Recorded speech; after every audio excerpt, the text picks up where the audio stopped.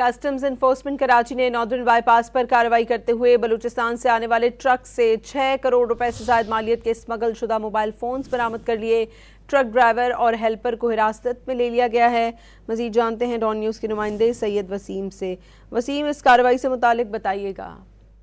जी बिल्कुल, custom enforcement Karachi ने जो है ये एक बड़ी कार्रवाई है जो कि जिसमें 62 मिलियन यानी कि 6 करोड़ रुपए से जायद के मुख्तलिफ जो ब्रांड्स हैं उसके फोन्स बरामद किए हैं। और ये कार्रवाई जो है वो एक ऐसी जगह पे बलूचिस्तान से स्मगल करके कराची की तरफ एक हीनो मज़दा ट्रक के जरिए लेके आए जा रहे थे, जिसको जो मुखबर की इत्तला के ऊपर जब इस पे कार्रवाई की गई तो ट्रक जिसका रजिस्ट्रेशन नंबर NAF 859 था, साकरान रोड से आ रहा था, जिसमें इब्तदाई मुआयने में 803 मुख्तलिफ ब्रांड्स के जो महंगे फोन है वो बरामद हुए, जिनकी कुल मालियत 6 करोड़ 20 लाख रुपए बनती है। जबकि मज़दा को भी तहवील में लिया गया है, तो कुल मिला के 8 करोड़ 70 लाख रुपए की ये कार्रवाई है जिसको सीज किया गया है कस्टम की जानिब से और कानून के मुताबिक इसकी FIR दर्ज कर ली गई है। जी सैयद वसीम, बहुत शुक्रिया आपका।